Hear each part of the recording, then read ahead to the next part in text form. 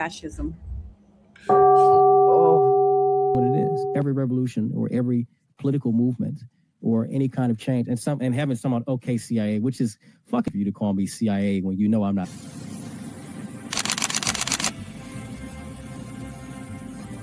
Everything was politicized. It was, oh, this is when we became the left versus the right. But both sides are trash. In COVID,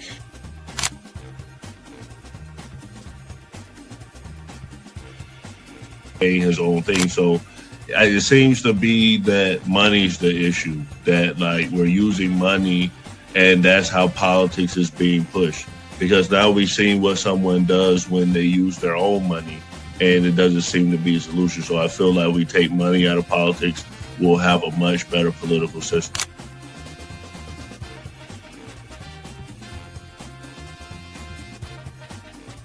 Politician, you think they're gonna come out and tell me the truth?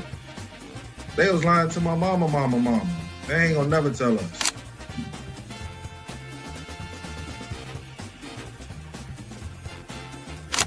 So everybody, we look at certain things just because, oh, this happens in the hood or we see this every day. All the way up. These people were speaking truth. King, we could talk X, we could talk it all. They were speaking truth. What's going on in anyone's mind, but let's take it as a given that Gray's argument is true, that the argument to not have ID is that it would be discriminatory versus certain socioeconomic brackets or something. It's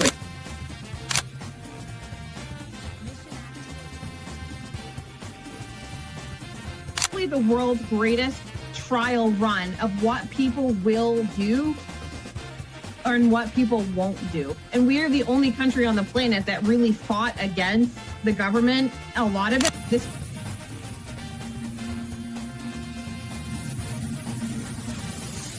because you focus on 80-20 issues. I'm looking at the Epstein issue as we have 80% of the information we need to prosecute these people that actually did anything, but you're focusing on the 20% trying to take down Donald Trump, which you're never going to get. So I'm going to keep sitting here with a smug-ass face on every single day. I'll explain. Good question. I'll give you the answer. The Republican Party constantly talks about transgenders and transgender surgery to minors.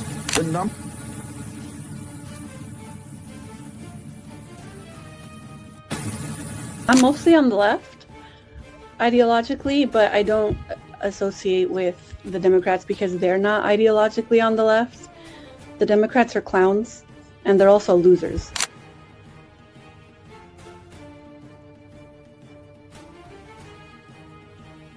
About to be any engaging conversation. It's not about to be any discourse about different political ideologies, what works and what doesn't. If that is the outcome, right? For example, I'm not going to go and just put myself in the middle of a KKK rally. Verify me. I'm not a fucking fed. They always do this. I'll say this, right? And they did the same thing to Nick.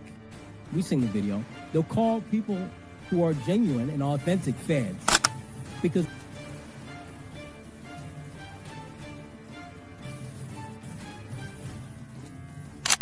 the interesting thing to me is that the ones that claim that they believe the Constitution are now trampling the Constitution. The ones that said they believed in the First Amendment, the freedom of speech, right, are now going against the freedom of speech. Leadership perspective.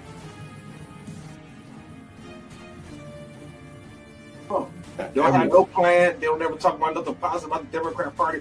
Everything is just anti-Trump. They're not willing to have a conversation. They call us fascists. We're willing to have a conversation. Charlie Kirk's willing to have a conversation. Well, I have just finished testifying. I answered every one of their questions as fully as I could, based on what I knew, and what I knew is what I said in my statement this morning. I never met Jeffrey Epstein, never had any connection or communication with him. I knew Ghislaine Maxwell casually as an acquaintance, but whatever they asked me, I did my very best to respond. It was disappointing that they refused to hold a public hearing, so I wouldn't have to be out here characterizing it for you. You could have seen it for yourself. we had asked for that. We think it would have been better for the committee and its efforts to gather whatever information they are seeking. We had a bit of a challenge in the beginning because we had agreed upon rules based on the fact it was going to be a closed hearing at their demand, and one of the members violated that rule, which was very upsetting because it suggested that they might violate other of our agreements.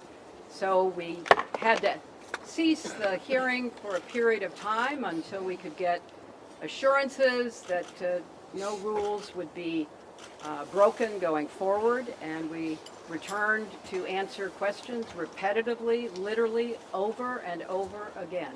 I don't know how many times I had to say I did not know Jeffrey Epstein. I never went to his island. I never went to his homes. I never went to his offices. So it's on the record numerous times.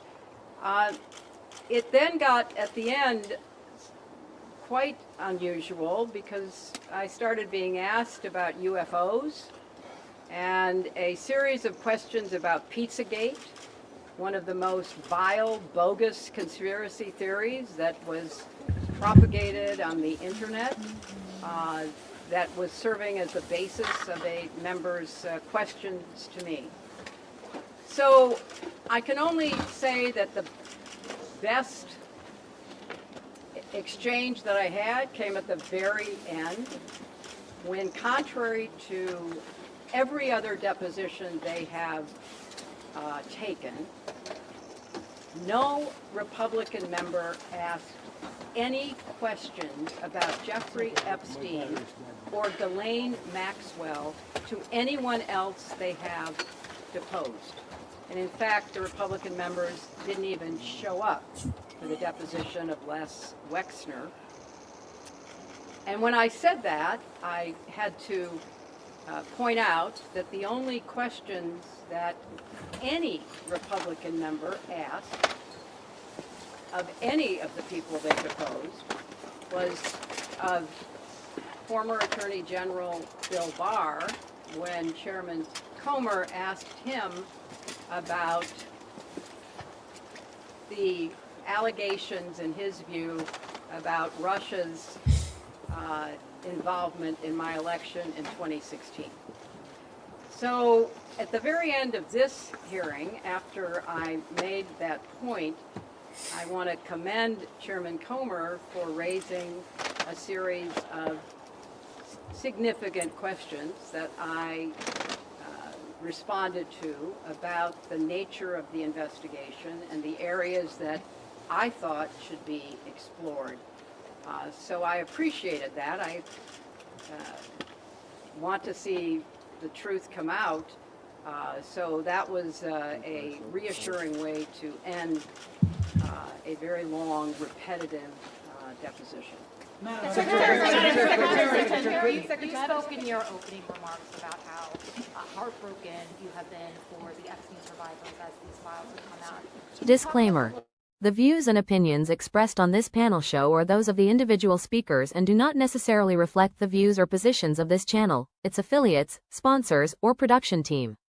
This content is intended for informational and entertainment purposes only. Viewer discretion is advised. We encourage respectful dialogue and critical thinking around the topics discussed.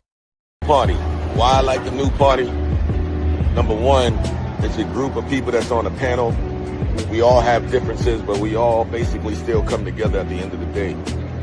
The new party for me is about unity. The new party for me is about educating people to the truth, letting people know what's been going on in our country.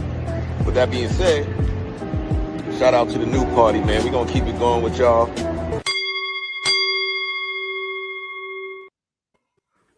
Welcome to the new party. I'm Nora Christine. I'm Gray Mars. I'm Enzo.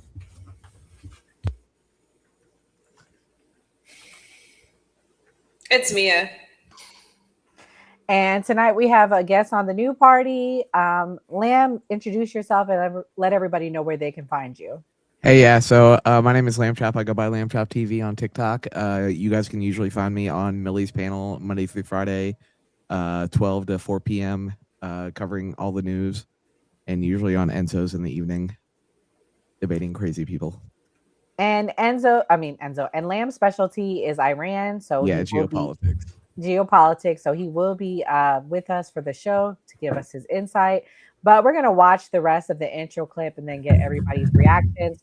In that first clip that you saw, if you've been with us the whole time, that was Hillary Clinton after her deposition in Chippewa, New York. How lovely. She didn't have to go fly to Washington, D.C. like most people do. So let's watch the rest and then we can give some reactions. Okay, wait, here it is. Sorry, my bad. The fact that the former president, your husband, Bill Clinton, is referenced in the Epstein files in the New York Times, including in some photos featuring women. And how have you been personally preparing for the deposition that is coming tomorrow? Are you 100% confident that there isn't anything that the former president knows about Epstein's crimes? I am, and I think the chronology of the connection that he had with Epstein ended several years before anything about Epstein's criminal activities came to light, and that he was charged and sadly given a sweetheart deal, which, as I said in my statement, had that not happened, perhaps his predatory behavior could have been stopped earlier. But I think it is fair to say that the vast majority of people who had contact with him before his criminal pleas in 2008 were like most people. They did not know what he was doing. And I think that that is exactly what my husband will testify to tomorrow. Madam Secretary, do you believe this was a fair hearing? And do you still want to testify publicly, even though you gave this deposition? Well, I'm not going to do it again. They had a chance to do it in public, and I wish they had done it in public. And I think they're making the wrong decision, avoiding doing it in public. I thought it was very repetitive. I thought that they asked literally the same questions over and over again, which didn't seem to me to be very productive. And then, as I said, toward the end, there were other questions that were totally off subject. So if they are going to fulfill their responsibilities to literally investigate the investigations, which is what they originally said was the scope of their work, I think they could have spent the day more productively. Madam Secretary, what was your reaction to President Trump's call? Madam Secretary. Can I ask, why was Colleen Maxwell invited to the daughter Chelsea Clinton's wedding in 2010? She'd already been mentioned in a civil lawsuit by Virginia Giuffre before that. Jeffrey Epstein had already been convicted before. She came as the +1, the guest of someone who was invited. Madam Secretary, can you tell us your reaction, please, to the photos of your husband in the hot tub in the swimming pool? What message does it say that President Trump was I not don't called to know testify? when the video will be out. I don't know when the transcript will be out. We've asked that they be out as quickly as possible, and then you can see. Madam you can Secretary, see what was your everything. reaction to the photos?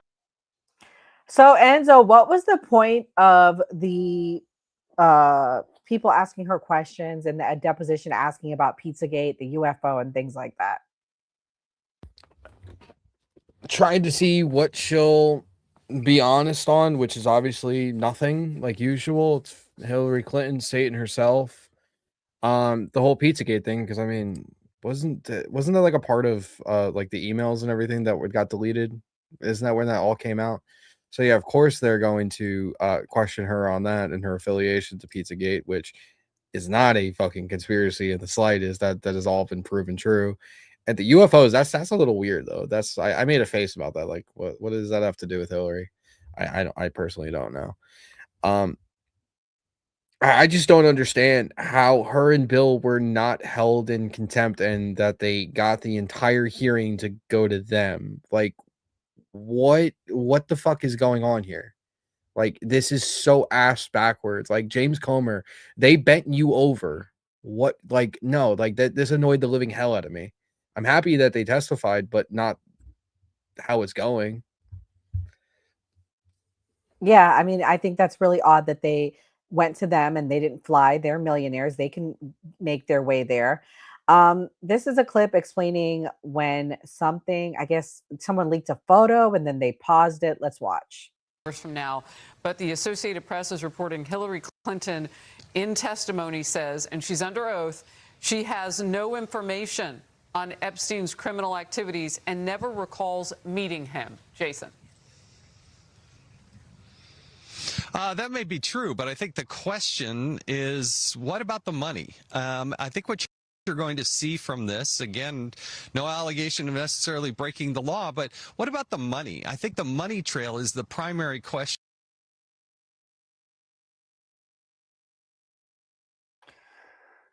Okay, it didn't say it. Mia, what's your thoughts on the deposition today? Why did they let them? Why did it come to them versus them going to DC? I mean, because of the Clintons. Follow the money. The Clinton Foundation controls, we're talking billions of dollars worth of assets, the connections. I mean, these people were made, like, even before they hit Washington. I mean, Hillary Clinton comes from extremely affluent family. I mean, we're talking about connections that have been made over the last 60 years. I think this is all just for show. Nothing is going to come up of this. We know they're guilty. They know they're guilty. They'll never see a courtroom. Sex crimes never get prosecuted because there's always a statute of limitations. And Congress would never pass a nationwide legislation making it so that you could prosecute them outside the legislation because half of them would be in jail. So, I mean, this is all just like this weird pony show. I don't know why we're doing it. It's a waste of taxpayer money. Nothing's ever going to happen. Fair enough. This is what Hillary Clinton had to say when she was asked about, you know, the connection and why they're coming after them. Offered that. They want to pull us. Why do they want to pull us into this? To divert attention from President Trump. This is not complicated. This is so obvious, and they keep trying to divert. Look at this shiny object. We're going to have the Clintons, even Hillary Clinton, who never met the guy. We're going to have her there. Let's focus on what's really happening here. You have an attorney general and a Justice Department attempting to hide information that should be made public. Lamb, what's your thoughts on all of this? Why do you think that the Trump administration justice system is coming after the Clintons? I mean, I think the Clintons have had this coming for a long time. Unfortunately, I also didn't really have a lot of high hopes due to it being the Clintons of anything productive coming out of this deposition. I think we all assumed that, you know, Hillary was going to plead the fifth her way out of this entire thing. I'm assuming Bill's going to do the same thing. I think this is a waste of time. And, like, as much as I would love for something to come out of this, I just don't see anything coming out of this. Greg, you don't believe in conspiracy theories, or you believe in limited ones. What's your thoughts on the Pizzagate, the UFOs? Why were they asking them about that? Do you think that this is a witch hunt against the Democrats? I think the UFO specifically is because, and I talked about this on the Man Cave when Obama in that interview said that aliens exist. I think that specifically. As far as the Pizzagate thing, I don't remember if they were talking about Hillary specifically with that, but I think that was attached to the whole IKEA furniture. Not IKEA. What's the one that they said? You're right. Well, not IKEA. The Talking about Wayfair? furniture. Wayfair. Yeah. So the whole thing with that. So that's probably why they was asking her about that. So those conspiracies are what hold some weight, and that's why they're asking them. It's probably some sort of distraction. Do I feel like Hillary Clinton knew? She didn't know about Monica Lewinsky, supposedly. So it's possible that Bill Clinton could have been doing what he was doing and she didn't know. So, I mean, you really think she didn't know? You don't think she knows where the bodies are buried? You think she didn't? Do you She's think the she one didn't know hiding the about bodies. Lewinsky when Lewinsky was happening? Do you really look me in the face and say you don't believe she knew about Lewinsky when Lewinsky was happening? As a guy, I would rather her know about Monica Lewinsky than a Diddy freak off. So I don't know. He might have said, "Hey, I did this, but I didn't do this, and that." I mean, dudes lie to their women all the time, and she's working, so it's possible. This Gino said it best. She knew Monica was his side piece. She had side pieces. Allegedly, I remember as a child growing up, they said that Hillary was into women just like Bill. That's what was on the headlines. I remember seeing that as a child. So I mean, great. Come on now, tell the truth. I know you know we gotta support your Democrats. Tell the truth. But anyways, people keep saying that nothing's gonna come of this. There have been firings and fallouts. Let's watch. Fox News alert, the Epstein blast radius is expanding and more names added to the list. Larry Summers, a top operative for Clinton and Obama, today announced he's resigning from Harvard at the end of the year after getting exposed in the files. And Bill Gates is saying sorry. In a town hall at his foundation yesterday, he confessed to having 2 affairs with Russian women while married to his now very wealthy ex-wife, and admitted to flying on Epstein's plane and spending time with him in the U.S. and abroad. But he maintains he did nothing illicit. The billionaire said he met with Epstein starting in 2011, years after Epstein had pleaded guilty in 2008 to soliciting a minor for prostitution. Gates said he was aware of some 18-month thing that had limited Epstein's travel, but said he didn't properly check his background. And we're finding out U.S. Virgin Islands Democrat Governor Albert Bryan Jr. apparently gave Epstein special treatment just before his arrest, helping Epstein with a construction problem he had on Pedophile Island. The global fallout continues. Prince Andrew was first. Now his ex-wife is keeping a low profile, bouncing between properties, even checking into one of the world's most expensive wellness clinics. Reports say she maintained contact with Epstein after his release from prison and even introduced him to her goddaughter. The pressure on Andrew isn't going away. Whistleblowers now alleging he spent taxpayer money on massages. Earlier this month, Prince Andrew was kicked out of his home, the Royal Lodge, and he didn't take it too well. According to the Daily Mail, he shouted, "You can't do this to me. I'm the Queen's son." Remember, Andrew stepped back from royal duties in 2019. Why is he still living on royal property? The Times of London obtained a copy of his lease. Apparently, he hasn't paid rent in 2 decades. He's an international embarrassment. Pranksters hung the prince's arrest photo inside the Louvre in Paris. The Epstein bomb is hitting every corner of the earth. Norway's former prime minister, you know, the one who awarded Obama the Nobel Peace Prize, also known as, quote, Mr. Human Rights, was just charged with gross corruption. They're investigating if he accepted gifts, travel, and loans from Epstein. He says he's innocent, but he's in the files, telling Epstein this: "If Trump wins, I'll settle on your island." And he just checked himself into a hospital due to the strain arising in the wake of this case.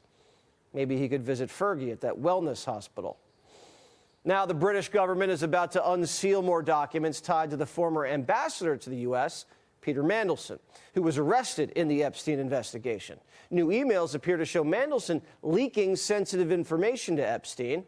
He also says he's innocent, but here he is in the files in his underwear. Why do we know so little? Well, documents show that in July 2019, days after Epstein was arrested, the FBI told the NYPD's sex crimes unit to, quote, stand down.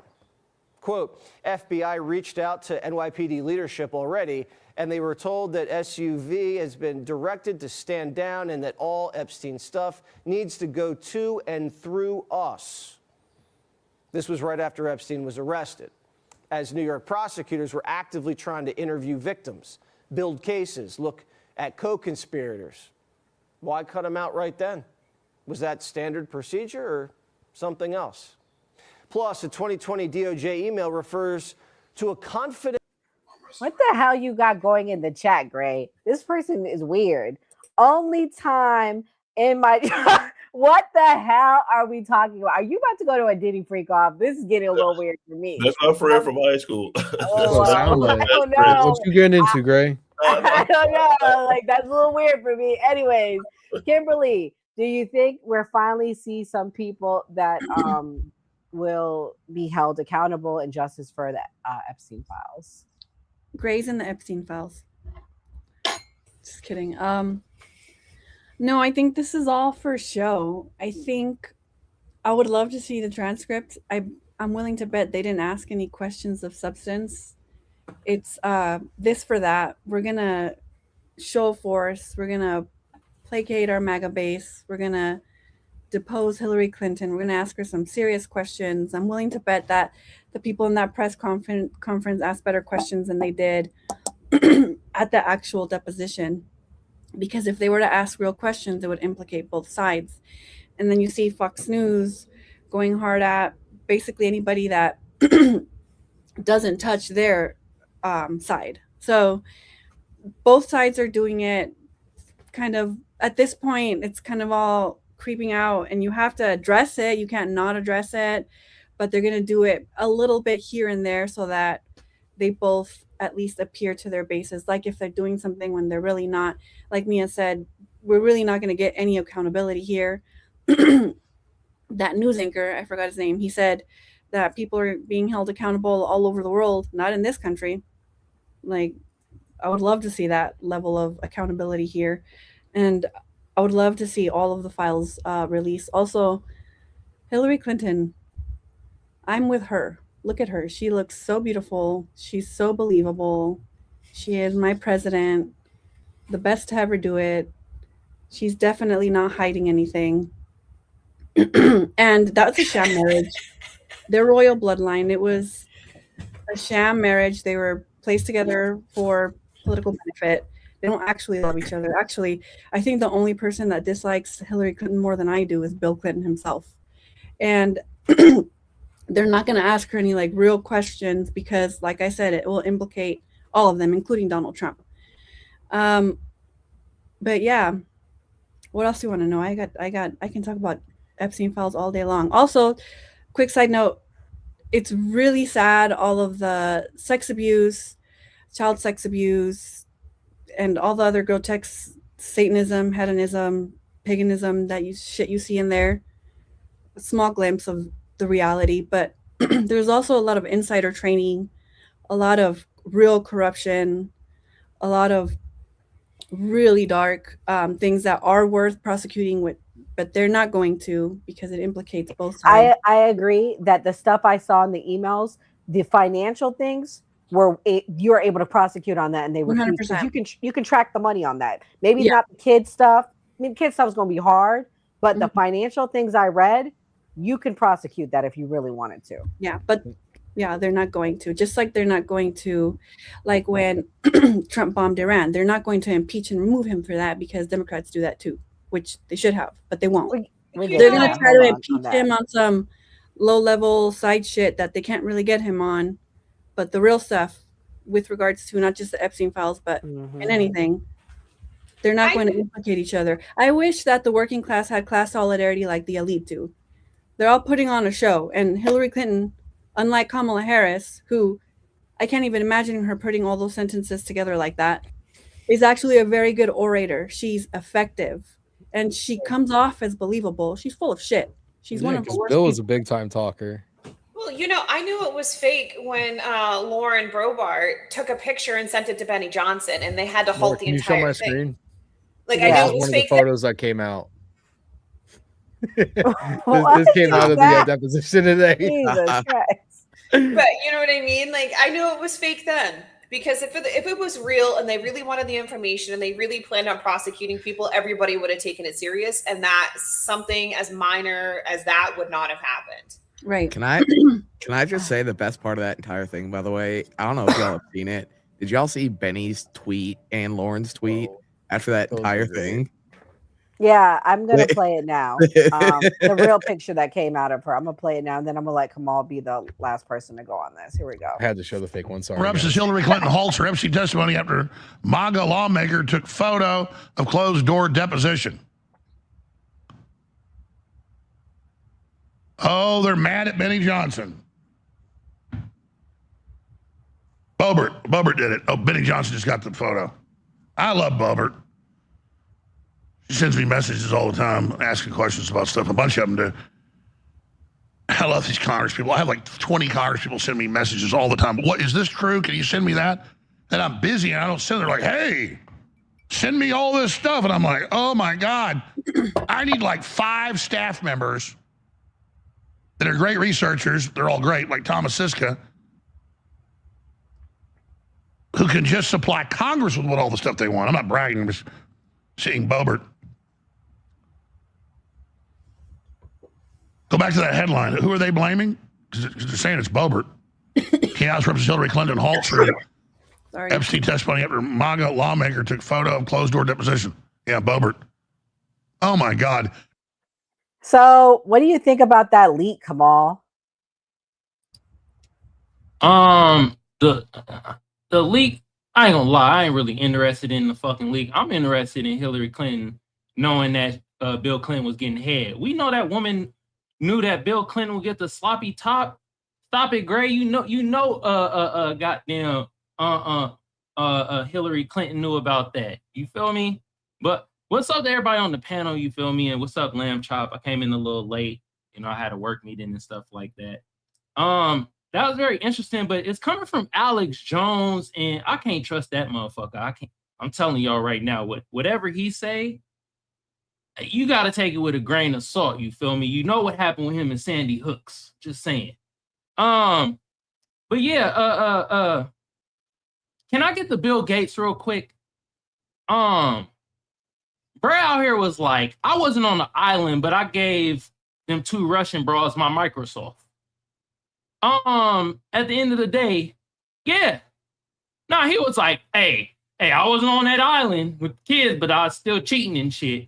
It's like, man, y'all always on the goddamn island, bro. All of them was on the island.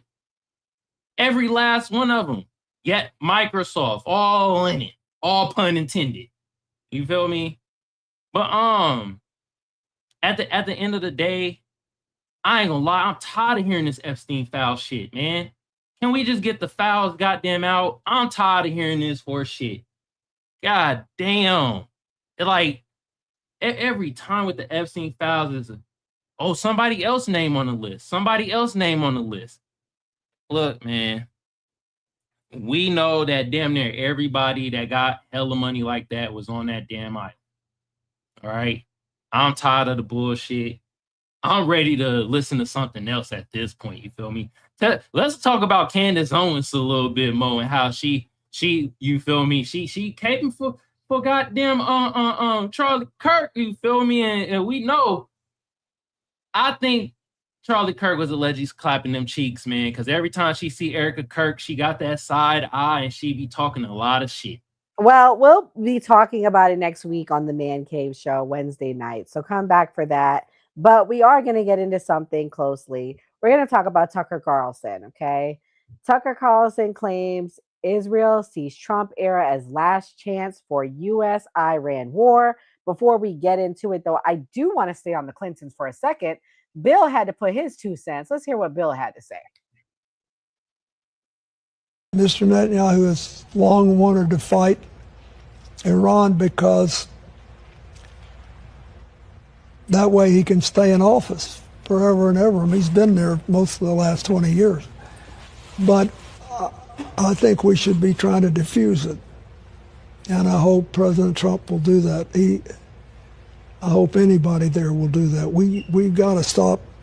We got to convince our friends in the Middle East that we'll stand with them and try to protect them. But choosing undeclared wars in which the primary victims are civilians who are not politically involved one way or the other, just want to live decent lives, is not a very good solution. Do I think that we have to try to stop Iran from having a nuclear weapon? I do. I tried at that, and we had some success. But we don't have to have all this outright, constant killing of civilians who can't defend themselves, and they just want a chance to live. Man, where Monica Lewinsky at? Give him some head or something. Get some life in Bill Clinton. This nigga look almost dead. She gave a really good TED talk like 12 years ago. It's called The Price of Shame. I highly recommend it. Well, she's a Israeli honeypot. She's a Jew. Oh, I didn't know. As funny as that is, she gave a really good TED talk about like shaming women. It was really motivational. I liked it. I didn't know that. They're everywhere. Just kidding. Mia, what's your thoughts on what he said? He said the reason why, pretty much he's alluding to the motivation for all of this is so Netanyahu can stay in power. Do you agree, disagree? What's your thoughts?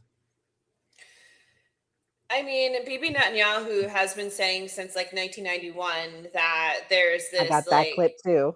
You know, of like since 1991, there's this like massive like third world that's gonna happen, and blah blah blah blah blah, and I'm a godly person, blah blah blah, and I deserve to be here, blah blah blah blah blah, and everybody's gonna get nuclear weapons and kill me, blah blah. Dude, I've been fucking hearing it for like 40 years. Okay, at this point in time, I want it to happen. I'm so sick and tired of hearing it. I want it to fucking happen at this point in time. Because the man has done nothing but come to the United States every 5 years and say the same thing over and over and over again. It's like the boy that cried wolf. I've never seen anything like it. He's been saying the same thing since 1991, and it still has not manifested yet. I don't know if he's not praying hard enough. I don't know what God he prays to, but I don't know. It's just crazy. I'm tired of hearing the same thing from these decrepit old men. It's the same thing. I got the clip before we go into it because Mia, that is I'll let you react to it, Mia, but pretty much what Mia's saying is that they're saying for the last 40 years that Israel has been predicting that Iran is a week away, days away. Let's watch. Stopped. Iran could produce a nuclear weapon in a very short time. It could be a year. They have the wherewithal, the stored up, preserved knowledge to make a bomb very quickly if they wanted to. Iran is so dangerous. Weeks away from having the fissile material for an entire arsenal of nuclear bombs. They're very close. They're 6 months away from being about 90% of having the enriched uranium for an atom bomb. Iran is gearing up to produce 25 bombs, atomic bombs a year, 250 bombs in a decade. Iran will be capable of producing alone, without importing anything, nuclear bombs within 3 to 5 years. Once Saddam has nuclear weapons, the terror network will have nuclear weapons. Next thing you'll see is a nuclear bomb in the World Trade Center. If you take out Saddam's regime, I guarantee you that it will have enormous positive reverberations on the region. You know what's crazy is nobody ever thought. So the day that the Muslims get access to a nuclear weapon is literally because they're going to be the prime minister of Britain before anything else. And people don't want to talk about that. The simple fact that Muslims have invaded Europe, and if they get access to a nuclear weapon, it's legitimately going to be because they are getting it from Europeans at this point in time through immigration. I mean, he's been saying it since 1995. And I mean, at this point in time, the odds of a Muslim getting access to a nuclear weapon because they were lawfully elected in Britain is extremely high. Kimberly, I see you shaking your head. What's your thoughts? I think that when countries look at how the United States operates with geopolitics, they ask themselves the same question that North Korea asked themselves, and they say the only way that the US won't fuck with us if we do have a nuclear weapon. So, I mean, we're kind of forcing that reality, not just with Iran, but other countries. And we're friends with big bad guys all over the world. And Israel has nuclear weapons. So also, we shouldn't talk about Muslim people like that because, you know, they're our brothers and sisters in Christ. Oh, well, according to these people, they're not. Those motherfuckers would stone me in a heartbeat. I'm sorry. No offense to them, but they would stone me in a heartbeat, which is fine. If that's their prerogative. That's total bullshit. That's total bullshit. I think there's extreme factions. The extremists, right? The extremists. Sorry, Kimberly, go ahead. There's extreme factions of in every religion, including in Judaism, the Zionist Christians, the extreme Islam people, like Muslim people. But I mean, that's in every religion or every organization, really. Yeah. Don't get me so- started on the Vatican.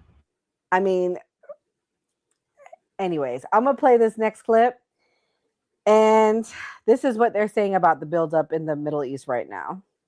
Shannon, good morning. Protests erupted this weekend at Iranian universities for the first time since the regime crackdown earlier this year. Students chanted "Long live the King" and freedom as they marched through their campuses. Saturday marked their return to a new semester and renewed demonstrations against the government. In the capital of Tehran, Iran's president did not address the protests directly, but spoke broadly about the ongoing international pressure against Iran.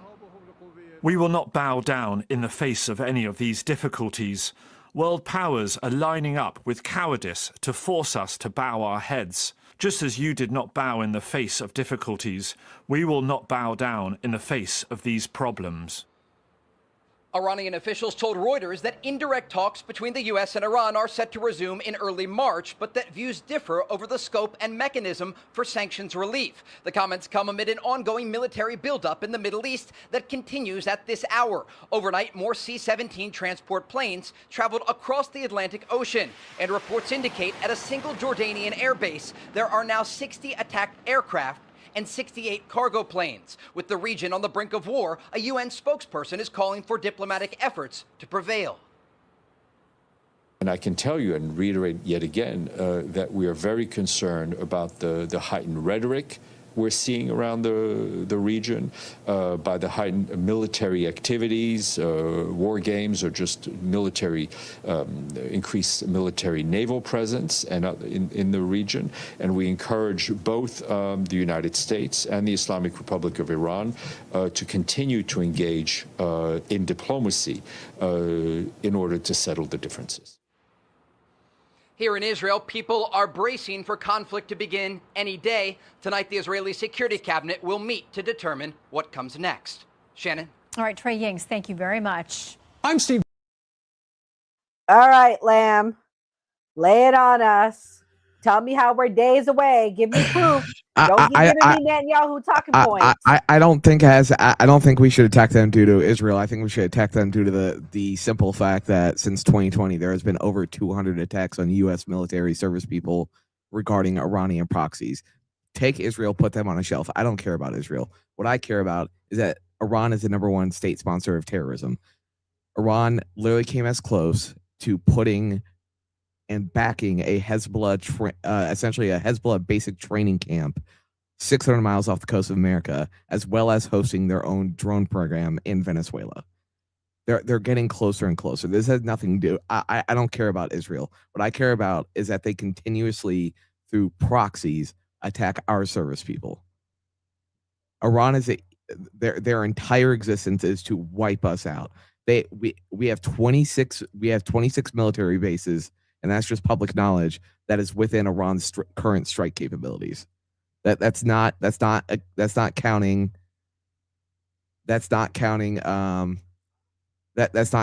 like what we don't know. That's not counting CIA stuff. That's counting straight military bases. Okay, listen. If it was up to me, I would want, if we can get 100% confirmation from our intelligence assets that we can grab the Ayatollah, I would want to black bag the Ayatollah. But what also you want to do like what happened in Venezuela versus I want to grab the Ayatollah. But if we can, I don't even think we really need to step foot onto Iranian soil to collapse that regime. We have enough air power, and it just came out today. Where did I put it? It just came out today that we have our brand new Lucas kamikaze drones available for use. We technically don't even need to send a life out there. But the other thing is again, we have so many military assets within their strike capabilities that any retaliation, we're going to have to be ready. And that's what this is. Kamal, I see your mind going. I'm going to play this clip and then I'll let you respond. This is what Tucker Carlson is saying This is his concerns. Let's watch. Verge of a massive regional war in the Middle East, if not a third world war. The largest movement of American military hardware since 2003, the Iraq invasion, is now in or steaming toward the Persian Gulf off Iran. There are a lot of reasons not to do this. The first being most Americans don't want it. Trump cares about what people think, and he's willing to listen to almost anybody. So why would he even be considering a war with Iran? Well, one way to think about it is the United States may not have a choice about whether or not this war starts, because of course the government of Benjamin Netanyahu could always act unilaterally, preemptively against Iran. Just strike Iran. What would happen then? Well, most likely the Iranians would strike Israel, and then potentially strike American assets in the Gulf, and then potentially strike energy facilities in the Gulf. And the United States would be, by definition, drawn in. So it's possible that the US government is trying to find a way to contain the behavior of its closest ally, Israel. It's possible. Okay, so there is a huge military buildup, Kamal, before you respond. We've sent ships. We've moved all of our, majority of our ships are on their way to Middle East. So it's not a matter of if, but possibly when this happens. Do you think, as an American citizen, do you want us to go to war with Iran based on what you heard from Lamb, based on what Tarko said? What's your thoughts? I hate to say it. I gotta agree with Paleface Tucker Carlson. God damn. And I personally, I don't want us to go to war because we know people on this fucking panel that got kids that would be sent to that fucking war. I don't want us to go to war. You feel me? I know it'll make my gas prices go down and all that shit. But F that. I know people on this panel that have kids that are in the age where they will be sent to fucking war. These niggas ain't gonna be throwing hands. Not in Yahoo and Donald Trump and the rest of them motherfuckers. I would love to see them throw hands. That'd be funny. That'd be very entertaining. But they ain't about to do that shit. You think he's going to send Barron? You know, when we're sending our American boys, will Barron be going? Like, that's the question. Will Barron be forced to go? Because we don't have high military presence. We're in the negative as far as recruitment going. They're not going to tell you that. We've had a recruitment problem for years. I have insider knowledge on that. For years. So is Barron going to go? Those are the questions I want to know, because we don't have the numbers for it. What's your thoughts, Kamal? I mean, you bring up a good point. First, you're gonna have to tell me what the hell is Barron? I don't know what. Donald Trump's baby boy. He's 21. Hell no,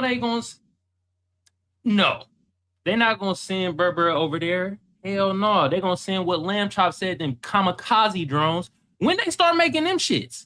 So this is the thing. We've been doing a buildup of, so we have 4 major autonomous contracts, right? We have one with Lucas, we have one with Saronic, we have one with Blue Alpha, and then we had the big one with Anduril. Anduril has been spinning up essentially autonomous fighter jets for months now. This is the other thing. This Iran war is also bigger than just what this is. We all know in 2027, this has been made well public by intel officials. It literally just came out today that actually they had a meeting back in 2023 with Apple and Tim Cook saying that China has capability to invade Taiwan. I heard of that. Iran has been using the same thing with Venezuela, using dark fleets to get military equipment from China. That is why they were able to rebuild so fast. Matter of fact, when we interdicted one of these oil tankers at the beginning of December, we caught them smuggling military documents and military equipment from China to Iran to rebuild their nuclear and their intercontinental ballistic missile program. So anything that we do to Iran is going to greatly affect China. I mean, the reality is, if we do go, gas is going to go up. It's not a matter of if, it's a matter of when it goes up. The reason why China doesn't want this is it's going to also go up on their part. They have a big, the strait, you probably can explain it better, Lamb, but the strait is going to affect China just as much. So there's an interest on that part. And to your point, you know, you bring up China, but also this is what Tucker Carlson is saying about why he's connecting it to Israel. I don't think it's all about Israel, though, to your point. There are other reasons, but this is what he had to say. Everybody knows the only reason we're having this war is because Israel wants it. This is their last chance, they believe. This presidency is the last presidency where they're going to have unequivocal bipartisan support. Period. You can't primary every Thomas Massey, and there's a whole army of them coming at some point because everyone can see what's going on. And you can shut down X, and you can just shut down the internet. You can be like Great Britain and arrest people who protest Israel, but attitudes are not going to revert to what they were 5 years ago. Sorry. And they know this. So this is their last chance. What's so amazing is that Israel, which at least is acting in what it perceives to be its own national interest, is joined by its shills in the United States, of course. But really, its only other ally in this is the American news media, whose job it is to tell you the truth and inform you as to what's happening, to tell you, hey, wake up. The world could be changing, and it's going to affect you. Hold on. Can I ask a question real quick for the whole panel? Who is for the war and who is not for the war? That's a good point. All right, let's go around. Lamb, yes or no?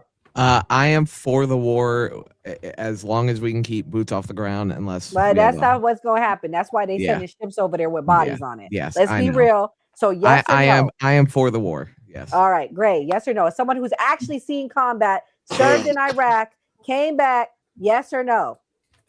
No, and I still have friends that are active, so definitely no. No. So one yes, one no. Enzo, yes or no? All for regime annihilation. So 2 yeses. Mia. No, the United States can't afford it. People aren't even buying our treasury bonds anymore. We're broke. We can't afford it. Even if we did go to war, we can't do another Afghanistan, Iraq. We can't take on all of the Middle East. We do not have the financial resources anymore. The capitalists have plundered it, so we can't afford it. Okay, 2 yes, 2 no. Kamal, yes or no? No. 3 no's. Kim. Fuck no. 4 no's. 5. I'm the 5th no. Fuck no. Fuck no. I don't want to go die. I don't want my boys going over to die for no damn Israel, because that's really the reality. This doesn't hurt us. I don't give a damn about this. I'm gonna be real with you.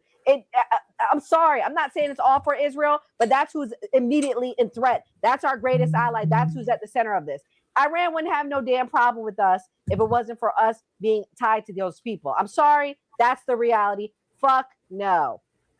That's my answer. Fuck no. Fuck that shit. Fuck no. So I have a question. So if we were to do this, my number one question is, who is going to pay for it, right? Who's going to pay for it? Because we don't have the money. I mean, you got to think too. So we've been giving money to Israel. We continue to give them money, weapons, and so on and so forth, which obviously we make the weapons here. You know what I mean? But also Ukraine, plus all of our other military installations we have to pay for, plus, all the benefits, all the VA. I mean, basically everything we already continuously have to pay for. I mean, so who's going to pay for this? We're almost $40 trillion in debt. It is a statistic. It is a fact that foreigners are no longer buying our treasury bonds, which means they do not believe we have the capabilities of paying our debts anymore. We're so close to defaulting. The tariffs got reversed. So, I mean, who ideally is going to pay for what could potentially be a long-term presence in a war with Iran? We are the American middle class, modern day. But we don't have no money. That's the problem, is we don't have the money. So if they keep reprinting and doing this quantitative easing, I mean, we don't have the money. Our money is worth so little now compared to what it was 50 years ago, compared to what it was 30 years ago. It's not like the dollar is appreciating. It's actually depreciated for the last 25 years exponentially. The average rent in the United States is over $2,000. The average mortgage is $3,000. The average home cost is in between $400,000 and $500,000, and the average wage in the United States is $63,000, which tells us that nobody can afford to eat, nobody can afford a home, nobody can afford anything. Literally, that's the statistics. That's the fact. That is the fact that we live in. So, who on this panel that said yes can tell me how the United States is going to pay for a war with Iran. And if you think for a second that our enemies, such as Russia and China, aren't going to jump in China's not going to get involved. you'd be surprised. Sometimes the enemy of my enemy is my friend. I'm going to tell you why China's not going to get involved, because China's entire Super Bowl, China's end game, their entire reason for their existence for the last 15 years is to invade and take over Taiwan, which that line has been set at 2027. We're going to war in this administration, whether people like it or not, whether it's with Iran or it's with China. I hate to be the bearer of bad news. We're going to war. We're going to war regardless. We unfortunately, I do believe we are inching towards that, but Iran ain't who we should be messing with, man. I'm telling you, this ain't what you want. This ain't Venezuela. This ain't Mexico. This ain't Cuba. This ain't what I want. This ain't what my son, who's 3 years old, who, if we go to war, I believe in 15 years it'll still be going on. That's not what I want. We shouldn't just not go to war with Iran. We should not go to war with anybody. The biggest sponsor of terrorism on the face of this earth is the United States government. Well, let's get into that, because this is another thing Tucker Carlson speaks to. This is his interview with Mike Huckabee this week. This is what they talked about. Millions of Epstein files still classified. That's not the one I want to play. I don't care about the Epstein files. Sorry, 1 second. Well, I do care, but that's not what I wanted to play. Millions. Whoops. Here we go. Million. Sorry. Hold on. To Genesis. Genesis 15 says it's Abram. It's pre-Abraham. It's Abram. Receives from God the news that his descendants will inherit the land, and you tell me as the theologian if I'm getting this wrong, but from the Euphrates to the Nile. I think that's right. And that would include like basically the entire Middle East. That would be the Levant, so that would be Israel, Jordan, Syria, Lebanon. It would also be big parts of Saudi Arabia and Iraq. It would be, I mean, I'm not sure it would go that far. I mean, it would be a big piece of land, but here's the point. It would be a lot of places that are now countries. But this particular area that we're talking about now, Israel, is a land that God gave through Abraham to a people that he chose. It was a people, a place, and a purpose. We can look at it that way. Christian Zionism, I want to go back because that's where we started. I'm not going to let you off on this because you have said it 3 times that God gave this land to this people. And so it is entirely fair for me with respect to ask, what land are you talking about? Because I just read Genesis 15, as I have many times. And that land, I think it says, from the Nile to the Euphrates, which is, once again, basically the entire Middle East. So God gave that land to his people, the Jews, or he didn't. You're saying he did. What does that mean? Does Israel have the right to that land? Because you're appealing to Genesis. You're saying that's the original deed. It would be fine if they took it all. Okay, and so some people say the reason why we're doing this is support Israel and their greater Israel and their greater Israel project. Do you agree or disagree with that, and why? 100% I disagree. I'm going to go back to what I was saying before Operation Midnight Hammer took place. This is a rogue nation that has capabilities of building having nuclear capabilities. As per declassified information that has come out after we took out Soleimani, they created a dirty bomb and hit our base in the region. This is what I was saying before. I said that this is a rogue nation, and you're going to have terrorists get hands on nuclear material and create dirty bombs, and that's exactly what the IRGC did. I agree with every single president dating back to Clinton that Iran should have no nuclear capabilities whatsoever. And as we see with these talks that have failed 3 times now, they're not willing to give up their ICBM program. They're not willing to give up their nuclear ambitions. I'm all for using the might of the military complex that we have in America and bombing them back to the Stone Age and not doing a regime change. I don't agree with a regime change. I agree with a regime annihilation. And I'm pretty sure a lot of people would agree with that. where we just use the might of the military. We have a third of our Navy and a third of our Air Force over there stationed in the Middle East right now. I personally don't think it's going to turn into an all-out warfare on the ground because of the capabilities that we have over there. They're nothing compared to the United States. This is not going to be a 2003 invasion and occupation of Iraq and Afghanistan and going after every single country in the Middle East like we did in the early 2000s. Our technology is far superior than what we had then. If we had the capabilities that we had now, I guarantee that 20-year war probably would have went differently. But then again, I'm still going to blame the Democrats for continuing that 20-year war when the war was basically over with Bush and they were doing a drawdown, and then you had Obama come in and put 12,000 more troops within his first year. That's why we had a 20-year war. Do we share our technology with Israel? No. So you Not think the our majority of it, no. technology is better than Israel? Because I'm getting to 100%. a point.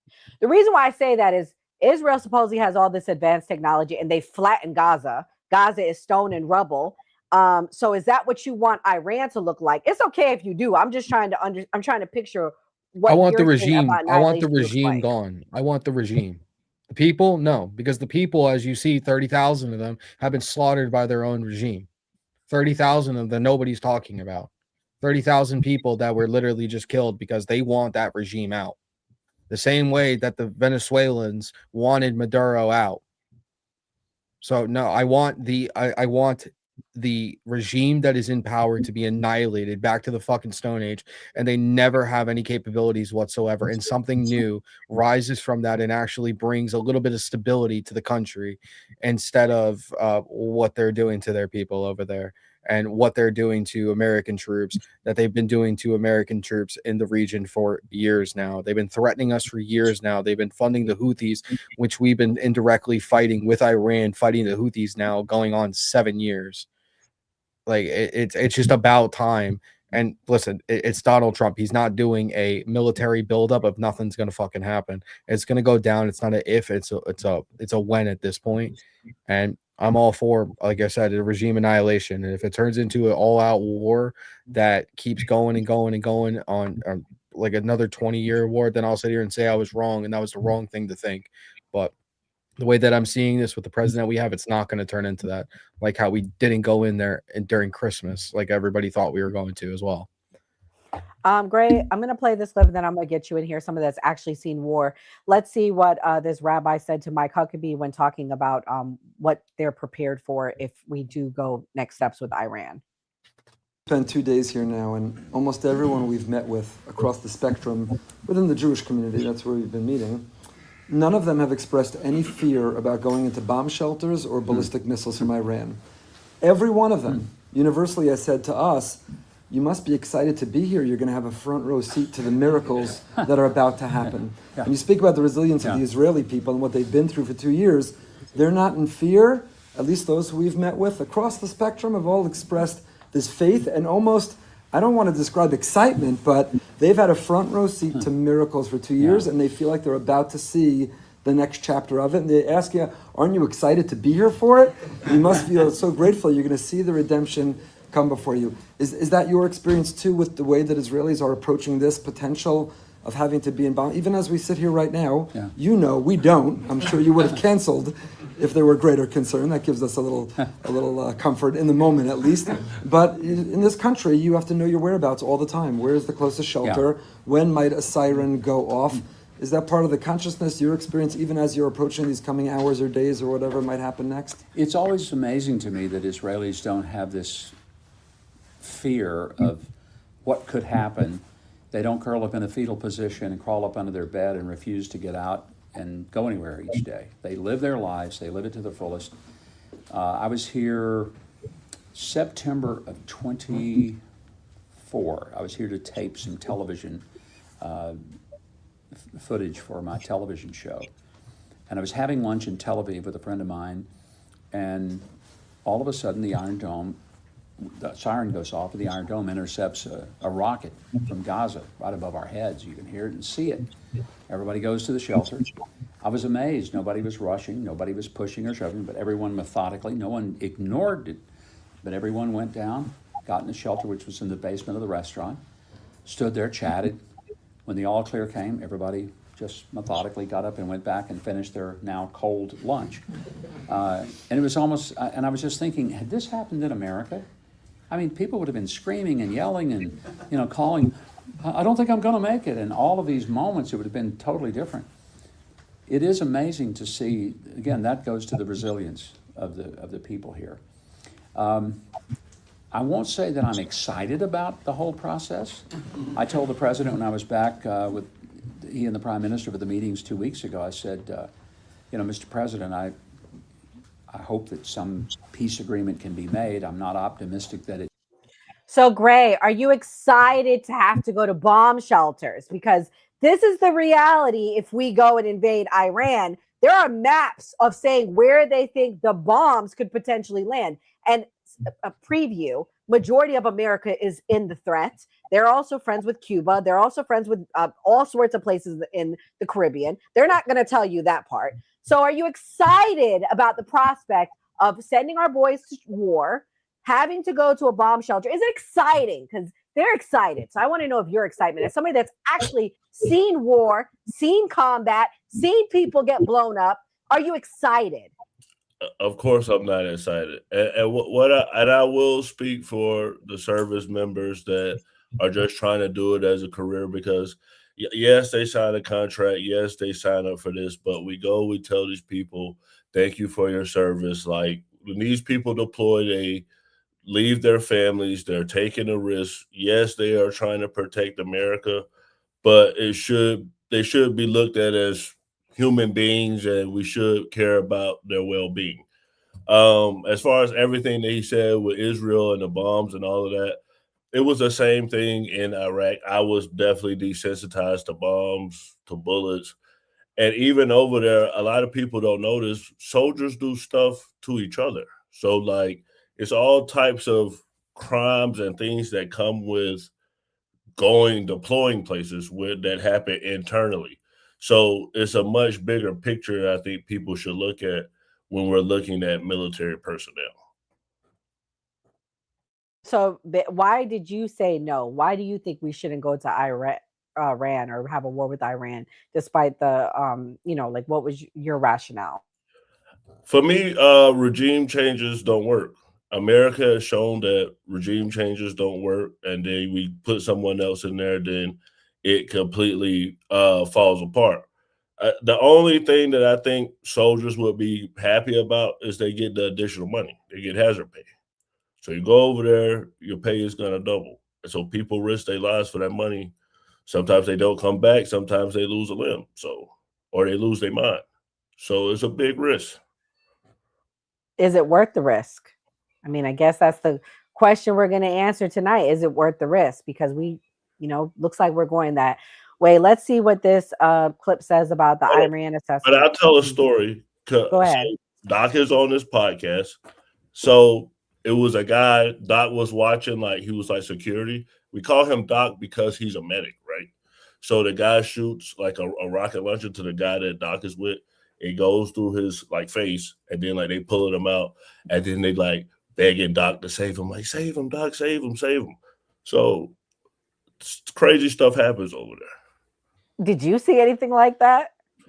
I worked in the headquarters. I've seen stuff, but I worked with the top people because I was IT. So I was, precious personnel.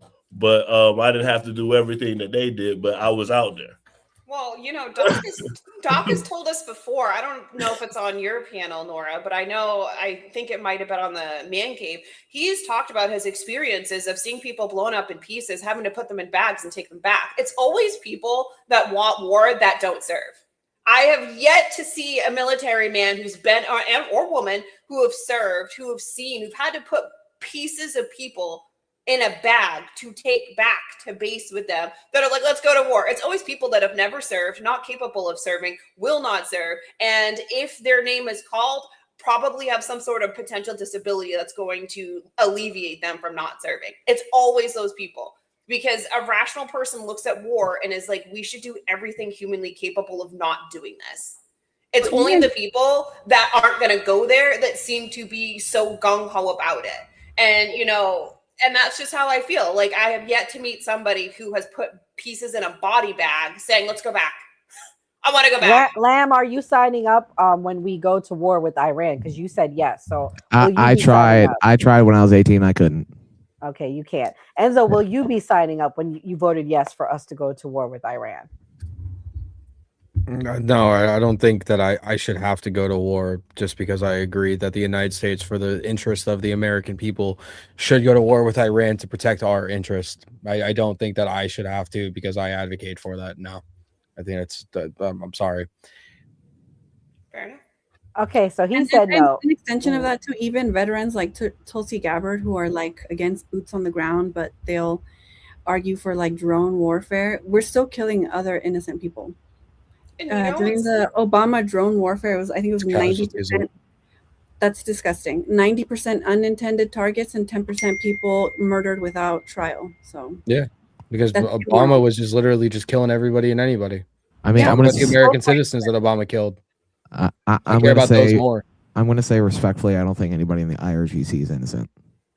If you've watched those videos, nobody in the IRGC is innocent. If you've watched videos of the people of the IRGC going into the hospitals and finding any survivors and then unaliving them, I don't think anybody in that entire regime is innocent.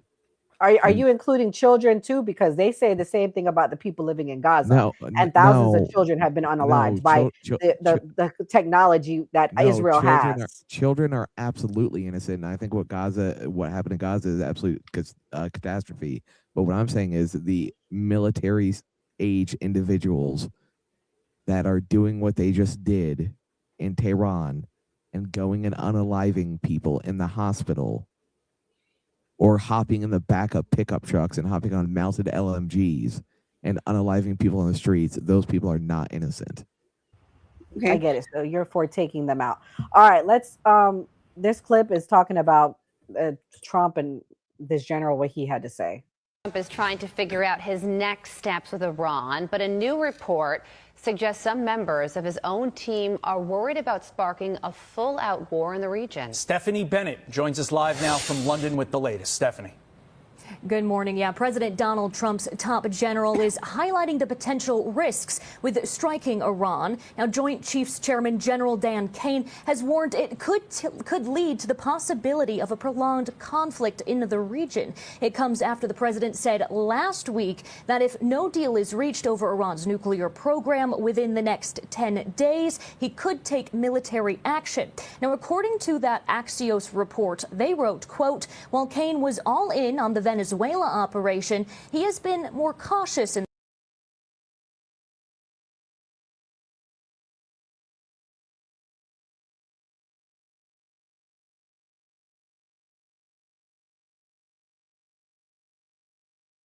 You're muted. You're muted. I don't know what's going on with the clips lately. I'm sorry. But Lamb, what's your thoughts? Are we prepared? Because this general was saying that he doesn't think we are.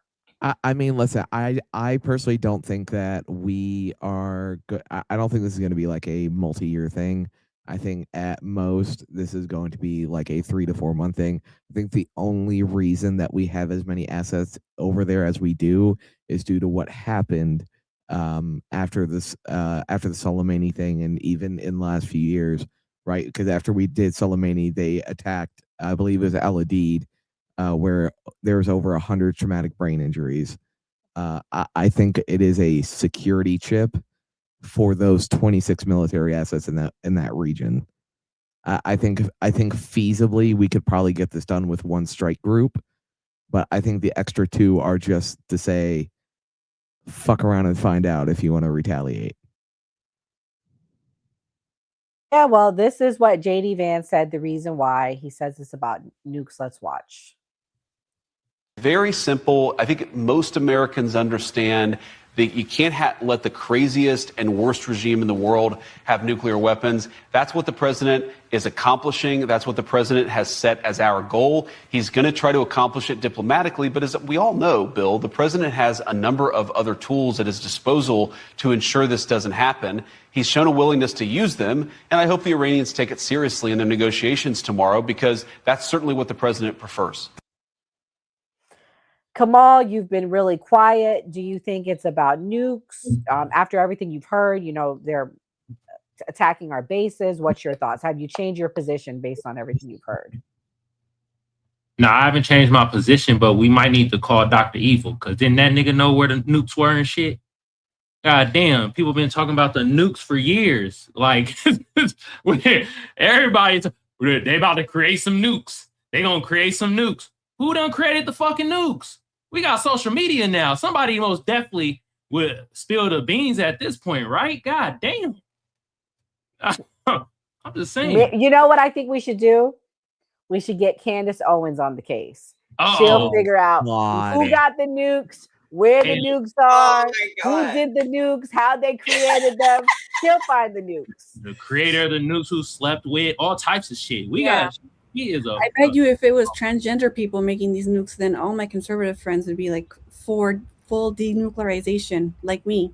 Not non-proliferation, but denuclearization. Let me make something clear. I am absolutely for diplomacy, right? I listen. If this works out and Iran comes back on Monday and we sign a deal, I'm for it. Same thing with Venezuela. We gave them 14 peace agreements, and the last time Maduro had enough balls to come back and ask for fucking global amnesty and an extra like $355 million for he and his cabinet.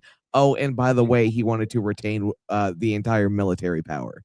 So I'm all for diplomacy, but unfortunately with some of these people, they refuse to even come to the table. Well, Trump made a promise. I'm going to have Kim go next. Kim's been so patient.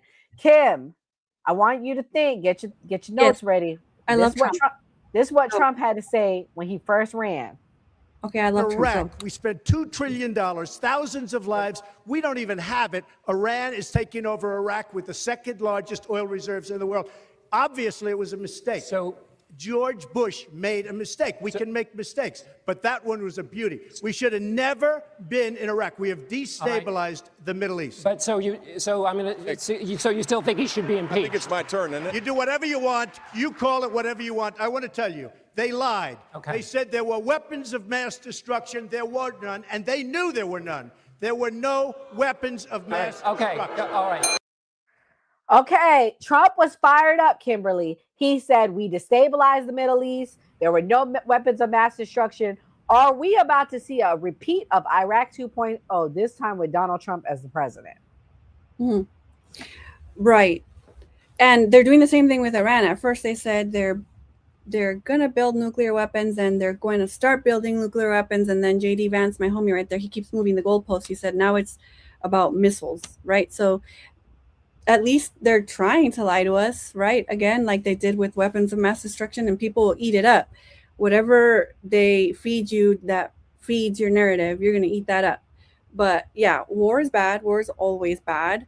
When it comes to Iran, it's very sad because there was an actual democracy up until 1953 when the United States government with Britain, they couped that government because they had nationalized the oil, and we don't want that. Same thing with Libya, right? Gaddafi wanted an African currency. We don't want that. We want U.S. hegemony. Right makes might. The problem with U.S. hegemony is that it comes at a cost. We kill millions of people all over the world. The United States government is the largest sponsor of terror in the world, not just by force, but also economic sanctions. Because I sent you guys that Lancet study. I'm sure you guys read everything I send you, but last year they did a study that said that from 1970 up until 2024, with economic sanctions alone, just the US and Britain, we've killed over 38 million people. So we do all of this because war is profitable. And my friend is mistaken here. It's not going to be quick. And we're not done with Venezuela. The thing with violence is that it's profitable, but the only way that it's profitable is if it's continuous. Bush, even if Obama wouldn't have won, the Republicans wouldn't have stopped the war. Obama did continue the wars. He took us from two wars to 7 wars. And I'll talk shit about Obama all day, every day, but both parties do that. That's why last year when Trump bombed Iran, he should have been impeached and removed for that. The Democrats aren't going to do that. They're going to go after some other dumb little things that they can't get him on, because if they were to hold him accountable for what he did to Iran last year, then that would implicate them as well. But war is profitable, and that's the problem.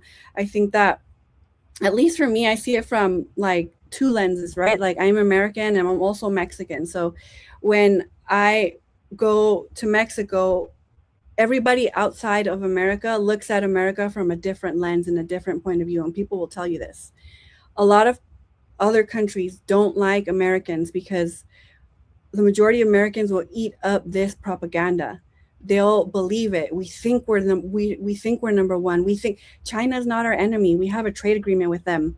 They bought off a lot of our debt after the 2008 recession. We would have gone into a depression if it wasn't for them. Thank you, China. Iran isn't our enemy. They have shown so much restraint. The leader himself will go on TV and he'll say, I don't want a war.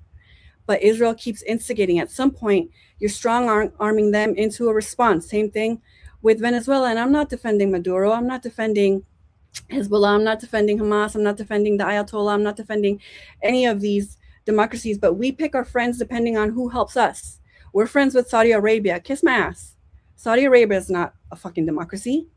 We're not like a beacon of democracy, spreading democracy and peace. We're not benevolent. We have interests, and the American interests are to keep those weapons manufacturers rich, to keep all of the violence rich.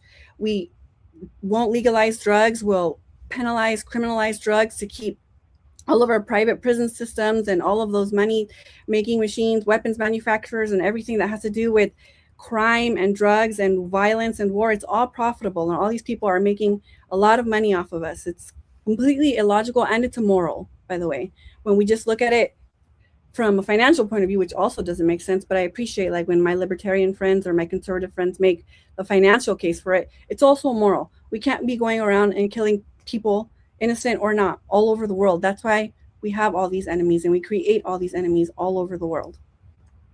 Well, I'm gonna get Enzo in here next. Also, I'm sure we all here believe in one China. This is what Tucker had to say. Nora, do you have the Chuck Schumer clip by chance? Zionism, whatever that is. So people have been kind of like, they don't want to have that fight, so they've just sort of let this fester. And then there's the other factor, which is physical fear, because Israel is so violent and is constantly bragging about murdering people and blowing up kids with pagers or leveling Gaza. I mean, this is the most violent country in the world by far per capita. So there is a feeling that, like, whoa, if you criticize them too much, they could hurt you. And I get that. I'm not criticizing anyone who's afraid, because there's a reason to be afraid. However, we've gotten to a place where we're potentially going to, like, wreck our economy, and Americans will die because one guy, Benjamin Netanyahu, thinks it's a good idea or good for his political career or whatever. Like, that is truly bonkers. Like, why are we allowing this? It's going to be devastating. Speaking of Vox Media, 6 years ago, they wrote a piece after Soleimani was killed. Yep. That if we go to war with Iran, it will not be a walk in the park. It will be a brutal, bloody war, and it will be their quote, hell on earth. Hell on earth. And that's just there. Every military expert I've talked to says, we have no strategy. Does the clip have to do with this, what I just played? Is it about the war? Yeah, it's about the war. All right, this I'm gonna is them play it after real the quick. Gang of Eight meeting. This is serious, and the administration has to make its case to the American people. What did you hear? So I want to point something out. This man goes into a Gang of Eight meeting. He takes every chance that he can get to shit on Donald Trump. He gets out, has the entire press pool to himself 3 hours before the State of the Union, comes out looking white as a ghost and says only that and walks away. You don't think this is a lot more serious than people are letting on? Dude looks like he saw a ghost. That was 3 hours for the State of the Union. That dude takes every opportunity to shit on Donald Trump and to make a joke of the administration every chance he gets in front of the press. And he has the entire press pool and he doesn't say shit. That's all he says. Prime time. Okay, wait. Enzo, Prime before time. you go, Gray, as the Democrat on the panel, are you now convinced because Chuck Schumer is saying we should go? No, I'm not convinced. I don't feel like, if you look at the Democratic Party, people hate Chuck Schumer being the leader right now. You're like, cool story. That's not going to convince No, even a Democrat. I'm not saying to convince, but what I'm saying is I think this is a lot more serious than people are actually realizing, because Schumer is literally one of the people that no matter what the opportunity is, he will shit on Trump. And again, this was 3 hours for the State of the Union, had the entire press poll to himself, could have said whatever he wanted, could have taken every opportunity, and that's all he said. And he looked like he saw a dead person. We should all speak up against war in unison. No, because I wanted to comment on that. It's so stupid to say no war, no war, no war. Yeah, we can say that. It's actually but what no, it's not, because what happens when somebody who doesn't agree with you, a country that doesn't agree with you, comes over here and slaps you in the fucking face and takes your country? No war, right? Why don't we do things to prevent? We are the biggest, baddest guys. Say what you will about Russia. I know, and I love that. And I love that we're the biggest swinging dick in the world.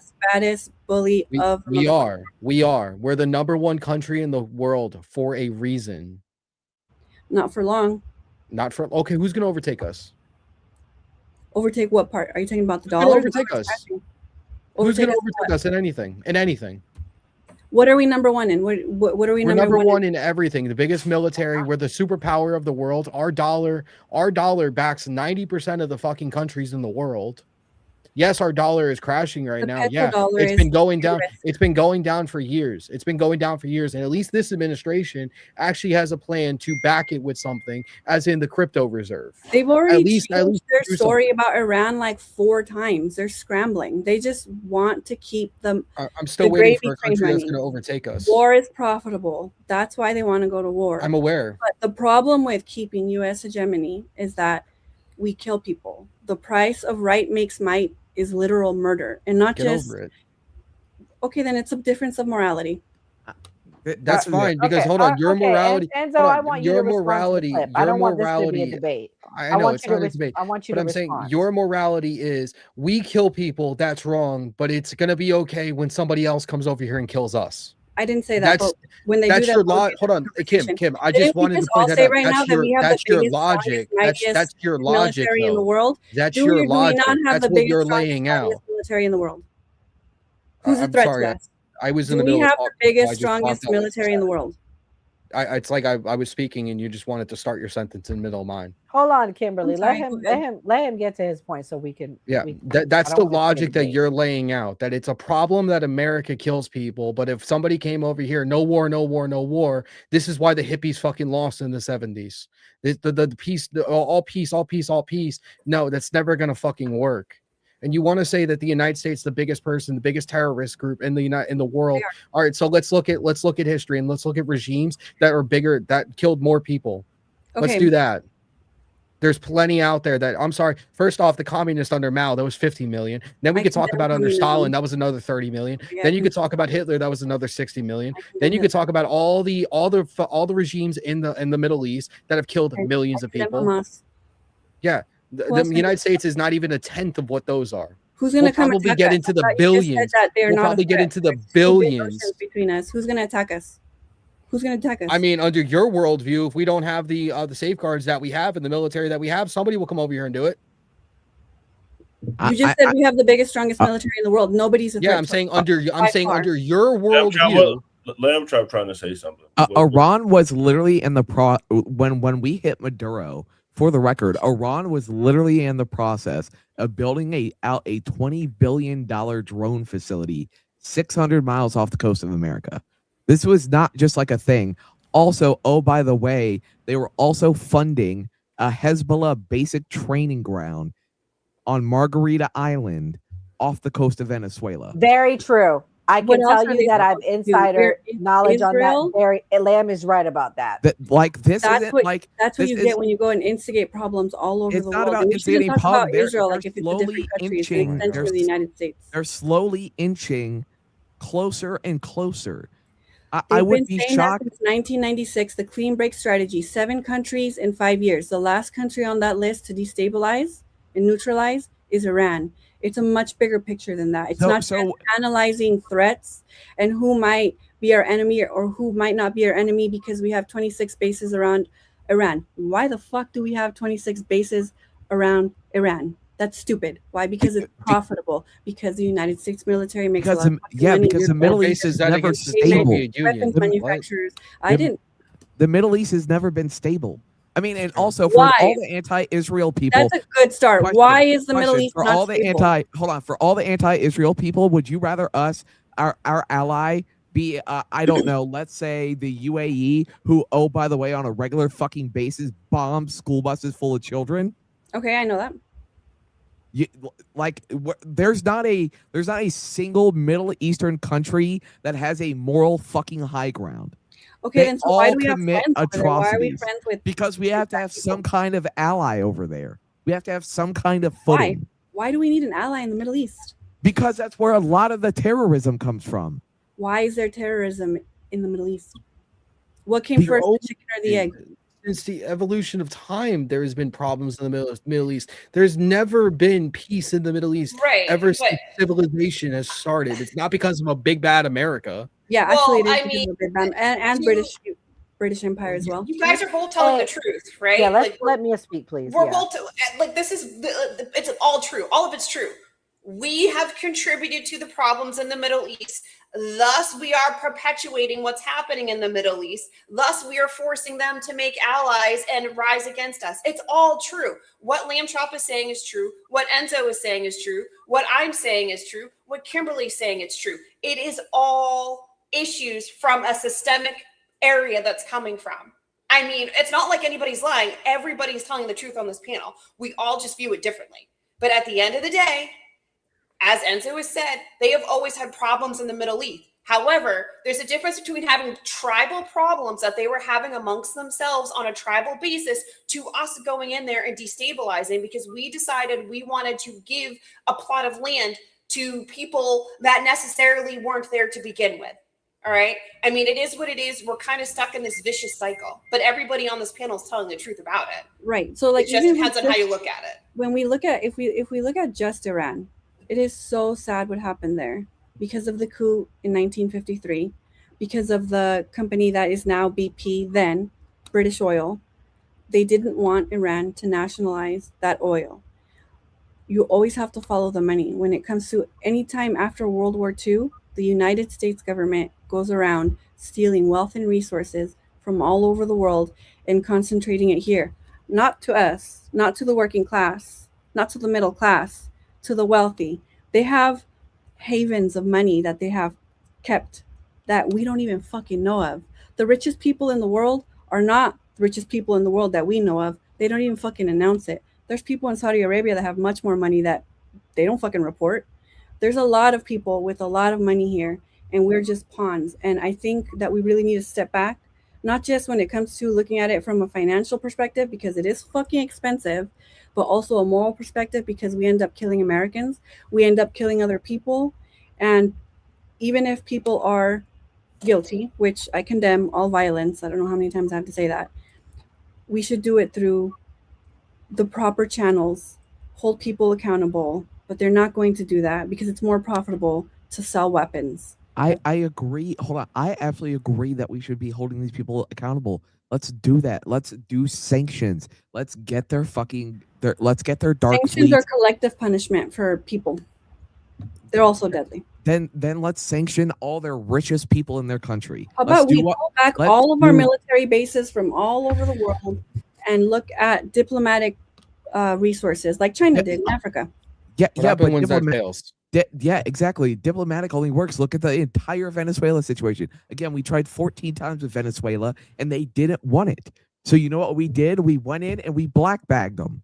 I'm like really, really passionate about Venezuela. We can like put a pin on that one. But with Iran alone, the only reason why we have this regime right now is because of the 1979 revolution, because the monarchy that they installed, the Shah, was horrible. I don't disagree with you, but at the same time, when we're trying to do this, and then the Ayatollah immediately gets on social media and puts out a video. They've shown so much restraint when it comes to Israel. Because I wouldn't say yes, they have. Because when they even attacked Israel, they let us know, and I don't care about Israel. I don't care about Israel. What I'm saying is when we get out of these talks and the Ayatollah immediately goes on to social media and puts out videos of American draped fucking coffins and them beheading the president of the United States and making threats and all these things, that's not restraint. That is them poking the bear. And at some point we poke back.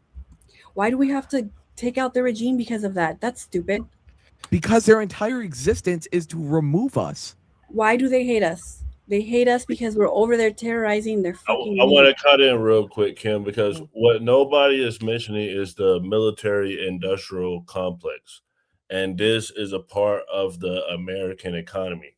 So I'm not agreeing with the right-wing people here, but the economy does have to sustain and is based on a lot of military operations. That's why every time with Congress, whether it's Democratic or Republican, you see them give more and more money to the military. So we are living in that economy where we get money from that. So they aren't really looking at that from a moral or empathetic standpoint.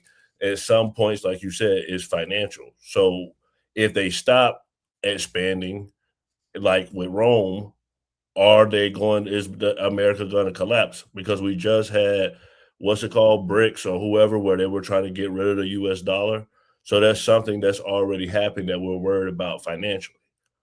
Gray brought up a good point about this being part of our economy. When they went in, they said, you have no heart, bruh. Anyway, I'm going to play this last clip, and then I'm going to let Kamal and Mia have the last words. The stupidest person in the world to think that the Jewish people who were on the land that got dispersed and came back to the land somehow just lost their DNA. What the are you talking about, fool? Abram's descendants are the ones who have the right to have this land, correct? Yes. Okay. Why don't we do genetic testing on everybody in the land and find out who Abram's descendants are? It's really simple. We've cracked the human genome. We can do that. Why don't we do that? Would you be against doing that? I have no idea what that would prove. I mean, maybe it would be. What do you mean? What it would prove who Abram's descendants are. Every time these fake Christians and these Jew-hating nut jobs go to try to challenge the birthright and the promises that God made, they never use biblical scripture. Never. Have you ever seen Tucker use a scripture to validate anything he's saying? Never. Any of these other people, they go, I feel like it shouldn't be. God didn't do that. Where's your biblical scripture? I'm going to go right here in the Bible. Okay, we'll start with Genesis. I'm going to read this right from Genesis. It says Genesis 17, 7-8. God made an everlasting promise. I will establish my covenant between me and you and your descendants after you throughout the generations for an everlasting covenant to be God to you and your descendants after you. And I will, not just I'm going to be God to you and your descendants, and I will give you and to your descendants after you the land. It was prophesied to be that way. Isaiah 11:12. It adds to this. He will raise a banner for the nations and gather the exile of Israel. He will assemble the scattered people of Judea from the four corners of the earth. Prophesied. Then we can go over here and I'll continue to write in. It says peer-reviewed genetic studies show that Jews from around the world, Ashkenazi, Sephardi, and also Mizrahi, I think I'm saying that wrong, share a common Middle Eastern ancestry. Research published in the Proceedings of the National Academic of Science and also American Journal of Human Genetics, both peer-reviewed journals confirm that Jewish populations cluster genetically closer to the modern-day Middle Eastern group, such as the Palestinians, the Druze, and the Bedouins, than their non-Jewish European neighbors. You can go and say the genetic signature supports the idea that Jews today do indeed descend from common ancestry population from the Levant, the very region the Bible describes as the homeland of Abraham, Isaac, and Jacob. Peer-reviewed research have already been done, genetically proven that you can look at the Jewish people in the land today. So I played that clip, Kamal, because pretty much a lot of people are saying that this is tied with the Greater Israel Project. And that's what all of this is tied to. Half the people are saying it's because of the bombs and they bombing our bases. The other half are saying, no, hold up, stop. This is to help Israel. What is your thoughts on the clip? Bro could barely read. I gotta say, I love the new party. Y'all need to like and subscribe because this is the only platform where us black folks can sit around and watch other groups argue amongst themselves. So it debunks what Sambos and Coons be saying, like Mr. Officer Tatum, that, man, black folk, we always arguing in front of other groups of people, man. Other groups don't do that. Other groups don't be arguing in front of people like that. Well, damn it, we have the new party. I appreciate all y'all on here. Officer Tatum, bro, you most definitely getting that money, man. Them Israel butter biscuits gotta be better than the Democratic butter biscuits. God damn. Shit, bro. He was out here. The Drews, they messing with Mazette Drew.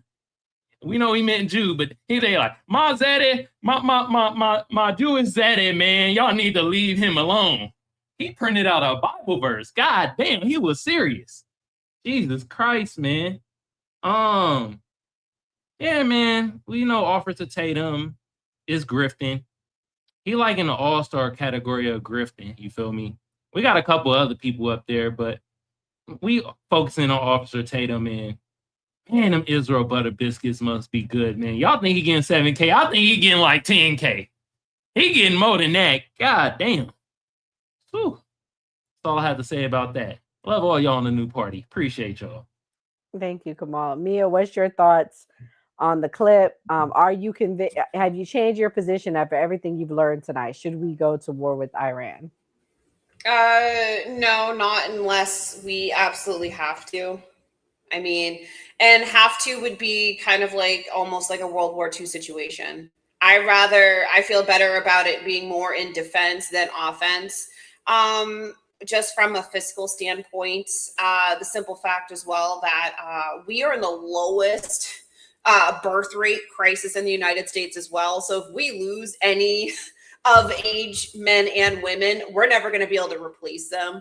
And that's an ongoing issue in the United States as it stands. So between the financial and the fact that we can't even replace the humans that we have now here without looking at immigrants to replace our numbers, I mean, unless we absolutely have to, we shouldn't be doing it.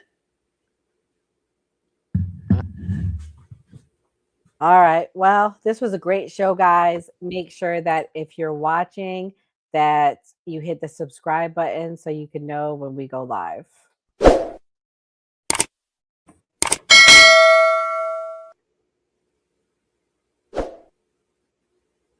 Kimberly, you have fulfilled Kimberly, your you got some plans, requirements. man. Girl, I had 2 kids. Every dumb Kimberly comment, you got 4 more that say Kimberly's the queen. Let her be the president. So because you getting all the likes of the night, let me let you go first. Oh, thanks. Actually, I got a lot of. You need a moment? I got a lot of bad comments. No, I'm fine. Okay. I've contributed to this country's growing population. I've had 2 kids, but if anybody else wants to give me more kids, if you're super rich, like super wealthy, I'm willing to have more, like very wealthy. And then I wrote notes down right here just so I can summarize. So I believe in denuclearization, not non-proliferation. I don't think that any country should have nuclear weapons, and I don't think that any country should allow or not allow other countries to have nuclear weapons. In fact, the biggest deterrent of the US fucking with you is to have a nuclear motherfucking weapon. And that's what we're showing other countries by fucking with them when they don't. So we leave North Korea alone. Why? Because they have nuclear motherfucking weapons. Also, clean break strategy. They've been trying to fulfill that since 1996. My homie, Benjamin Netanyahu, who's a literal fucking demon, he said, and it's also, by the way, just to clarify, when I speak of Israel, I'm talking about like the conservative right-wing murderous Likud party and the like super crazy, same like with when I talk about the United States government, I'm talking about the crazy people, okay, not my Jewish friends. But yeah, Iran is the last country on that list of 7 countries that they want to destabilize for control. And the reason why they have or want control is not a religious argument, although that's how they've convinced or propagandized a lot of people to believe that they have some type of religious right to that land. But the prophecy of Jesus, Israel, was fulfilled when Jesus rose again. Also, any religious argument, if it has to do with colonialism or murder or war, is already lost. It's a lie because it's not a religion. The real reason why they want control in that region is because of the resources, like when we see with Iran, when they tried to nationalize the oil and they couped that country in 1953, which led to the 1979 revolution, hence the oppressive regime that they have here. I'm not defending the oppressive regime of Iran. I condemn them. I condemn violence. I condemn Hamas. I condemn, I don't know who else I need to condemn, communism. But yeah, the point is that when you look at it from, like I said, from like outside of American point of view, when you don't have this like inherently American indoctrinated point of view that we are the leaders of the world and everybody has to do what we say just because we fucking can. That's not what other people outside of the United States see. They see the biggest sponsor of terrorism, not just through might, but like I said, through economic sanctions, like we see with poor Cuba and Venezuela, et cetera, et cetera. We are the biggest, worst bully. We're creating our own problems. We're making Americans less safe. It's expensive and it's immoral. And my politics are the politics of Jesus. Also, really quick, because somebody asked if they thought Barron Trump would be deployed. I don't know if you guys like classic country rock, but one of my favorite bands is Creedence. And they wrote a song called Fortunate Son in response to, I forgot what senator's son that was able to draft that, dodge that draft. Also, a fun fact, so did Donald Trump. But listen to that song. It's really good. It's called Fortunate Son by Creedence. Love that song. Thank you, Kim. Lamb, thank you so much for coming as our guest tonight. I greatly, greatly appreciate you. I definitely want to bring you back on. You gave me a new perspective tonight. No, seriously, I did not know that they were bombing our bases. So that is something to consider and think about. So thank you for sharing. And I look forward to having you on again about geopolitics. What's your closing thoughts? I think this is a super serious issue. I think this plays into the China situation. I mean, listen, I really hope on Monday that when we come back to the table, a deal is signed. Unfortunately, I don't think Iran is budging on anything. I really don't see us being there more than 4 months. And if it is, I will eat my own words publicly and loudly. But yeah, like I think this is a serious issue, and I think it's a lot more serious than we're actually being told. Two things can be true, my dear. It was great meeting you tonight. Great meeting I hope you to work too. with you again. Thank you. Of course, yes. Mia, what's your closing thoughts? My closing thoughts are, at this point in time, hopefully we can avoid any sort of additional conflict. We financially can't sustain another war. And honestly, we don't even have enough bodies to sustain another war because eventually it all becomes boots on the ground regardless. Hopefully we can avoid that. If we have to go, then I guess we have to go, but hopefully we can avoid it. I'm more worried about Pete Hegseth getting access to Claude through the Domestic Production Act and utilizing mass surveillance and kill chains against humans. That's more concerning to me because now we're entering the Terminator era. I'm a little bit more worried about that. Wow. Geez, Mia, you gotta you got it on a sad note. And so what's your closing thought?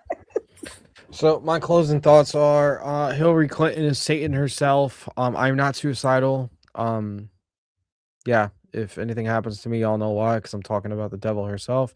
Whole Iran situation, it's just inevitable at this point.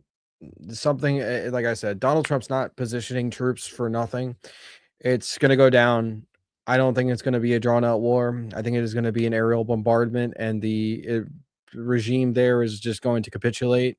And I don't think it's going to be regime change in the slightest. I think the people are going to take it back for what they want the country to be. Obviously, they're not happy under this administration, as well as them going after American troops and Americans in the region.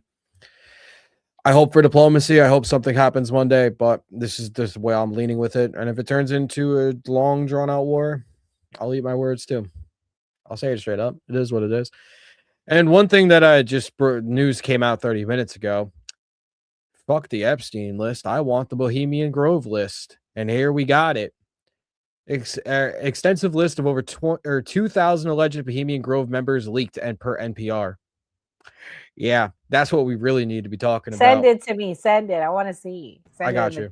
Bohemian Grove are with Epstein. Yeah, I know, but this has always been bigger to me. Is Bohemian Grove? Fuck. There's Epstein. a lot more than Bohemian Grove. Shout out to Alex Jones. Fucking nutcase. Uh-oh. Anyway, I don't even. Only reason I like Alex Jones is for his crash outs. That's it. Anything else? I think he's fucking retarded. Are you going live after this? Yes, I will be live after I take some Advil because I have a splitting headache. Oh no, not a headache. Okay, well go check out Lamb and Enzo's live. Kamal, what's your closing thoughts there? Y'all got me crying today, man. Y'all the funny ones today. God damn. Y'all cracking me up, man. I love the new party. Y'all know, hit that notification bell so you know when the new party go live.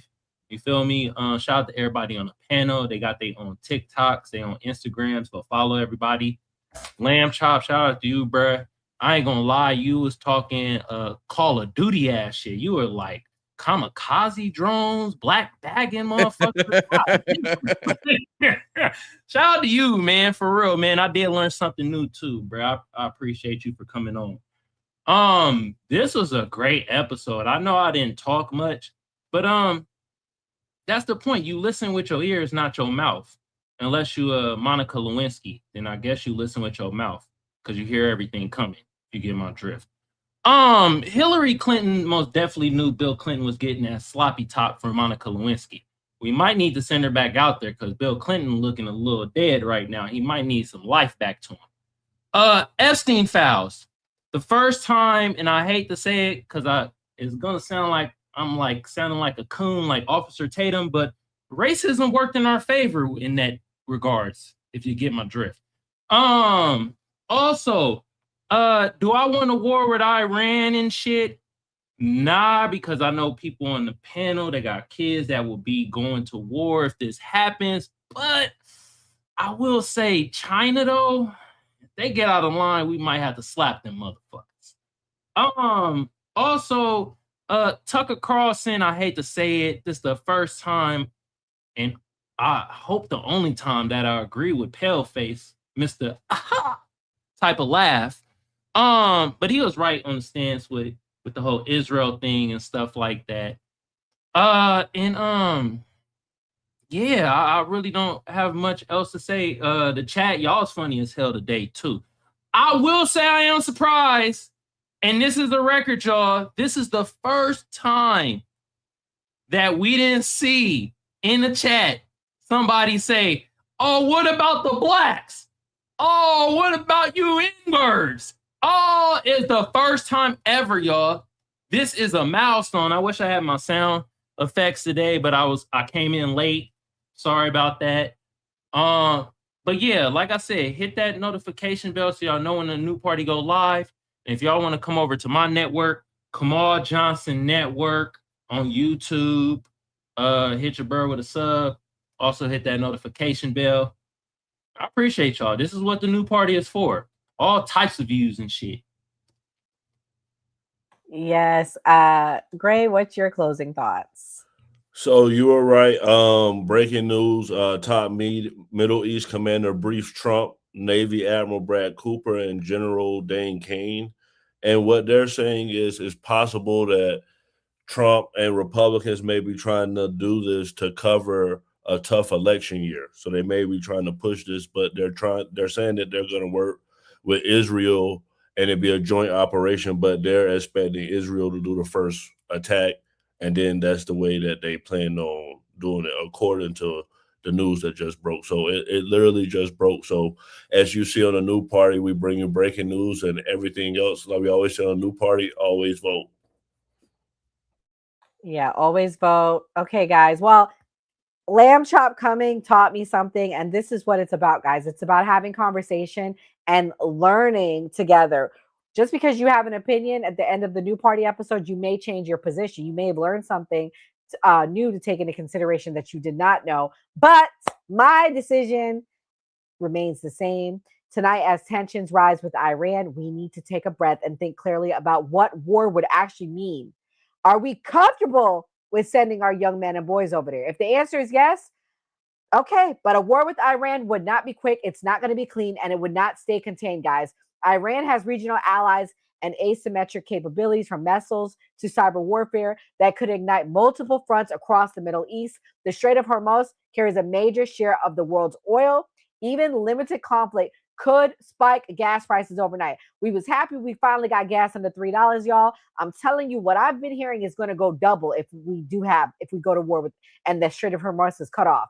It's going to hit our pockets. It's going to hit us financially, and we're already dealing with economic pressure. Do we really want to pour gasoline on that fire, guys? History has shown us that regime change wars and prolonged conflicts often cost trillions, with a T, thousands of lives, with a T, and years of instability with no clear victory. And sometimes external attacks strengthen hardliners instead of weakening them. Strength isn't about firepower, it's about strategy, restraint, and knowing when diplomacy serves the greater interest other than destruction. I do believe Trump wants diplomacy. Let me be clear. I do believe he does, but I believe he's being pushed by one particular country. I'm going to just leave it at that. That's what I think. God bless. Good night. Stay safe. And please subscribe. Before we wrap, I want to take a quick moment to talk about how you can support the New Party. We are an independent media platform. No corporate backers, no political handlers, just a collection of voices representing all American viewpoints, especially the stories they don't want you talking about. I'm disgusted with our government, and it doesn't matter which party you're talking about. I'm disgusted. We are watching an active genocide. I don't know how else to put it. There are thousands of people getting killed every day. This is the first time in history that an American cardinal has ever been elevated to pope. It is legitimately make America great again. Yeah. Like, they're fighting for illegal immigrants, not immigrants. Illegal. Like, and they burning the flag and shit. Like I always say, it was a great episode. I'm happy with the wins that Donald Trump's. Like you heard Nora Skeptic say, we're going to keep bringing like different types of content and things that we know people want to see. And like we always say on the New Party, always vote. If you believe Americans can still have civil discourse, even in these polarizing times, we need your help to stay independent and keep growing. You can support us by donating to our GoFundMe page, becoming a channel member, sending a super chat, or grabbing merch from the New Party store. Every donation goes directly toward growing the channel promotion and our upcoming documentary. And as a thank you, donors will receive an exclusive copy of the documentary 1 week before it premieres. Who is the New Party? We're you, your voice, your stories, your America. We can only do this together. So if you're able, please donate and help us get the message out.